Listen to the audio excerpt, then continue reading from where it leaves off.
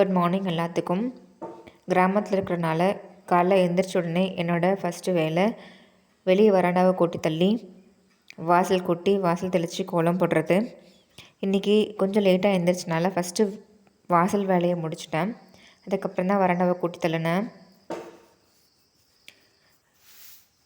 வீட்டில் புளிச்சக்கீரை கொஞ்சம் இருந்துச்சு, ஸோ அதனால் புளிச்சக்கீரை கடையில் செஞ்சேன். எங்கள் ஊர் சைடில் எப்படி செய்வோம் அப்படின்றத நான் அதில் காமிக்கிறேன். சிம்பிளாக ஈஸியாக செஞ்சிடலாம். இந்த புளிச்சக்கீரையை நல்லா வாஷ் பண்ணி அதை வேக வச்சு எடுத்து வச்சுக்குவேன். அதுக்கப்புறம் வெந்தயம் வறுத்துக்கிறேன். வாசத்துக்காக நல்லெண்ணெய் தான் ஊற்றி செஞ்சேன்.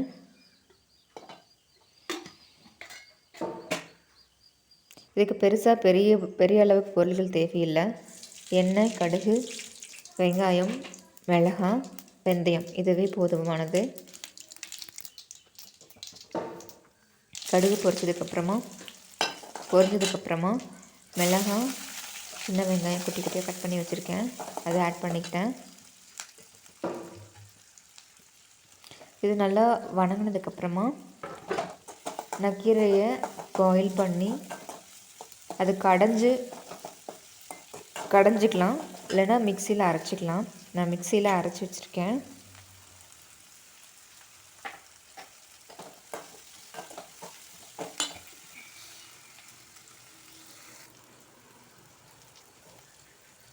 நல்லா வெங்காயம் வணங்கினதுக்கப்புறம் நம்ம மிக்சியில் அரைச்சி வச்ச புளிச்சக்கீரையை நான் ஆட் பண்ணிக்கிட்டேன்.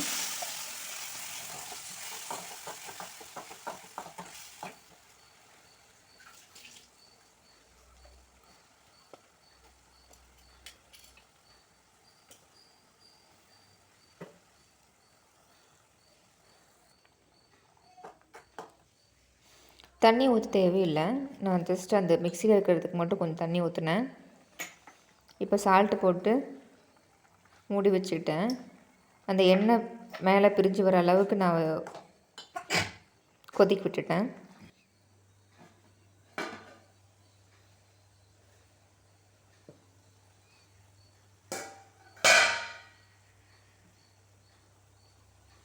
ரொம்ப கெட்டியாக வேணும்னாலும் செய்வாங்க, அதாவது தொக்கு மாதிரி வேணும்னாலும் செய்வாங்க. பட் எனக்கு தொக்கு மாதிரி தேவையில்லை அப்படின்றனால நான் இந்த ஸ்டேஜில் எடுத்துட்டேன்.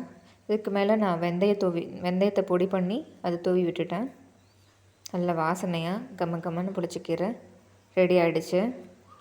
இது கூட நம்ம சுட சுட சாப்பாடு அண்ட் புளிச்சக்கீரை இந்த கடையல், இது கூட வந்துட்டு நல்லெண்ணெய் இல்லை கடலெண்ணெய் தான் ஊற்றி சாப்பிடுவேன் ஃபஸ்ட்லாம்.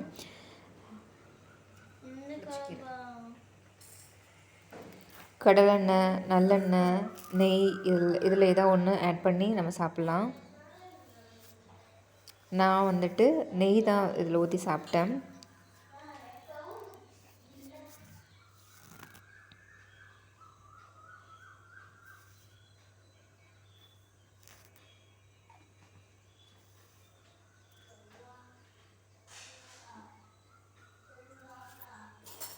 ரொம்ப டேஸ்ட்டாக வந்திருந்தது. இந்த மாதிரி சிம்பிளாக தான் எங்கள் ஊரில் புளிச்சக்கீரை செய்வாங்க. எனக்கு இது ரொம்ப பிடிக்கும். அதுவும் இன்றைக்கி செஞ்சு நாளைக்கு சாப்பிட்றது ரொம்ப பிடிக்கும் எனக்கு.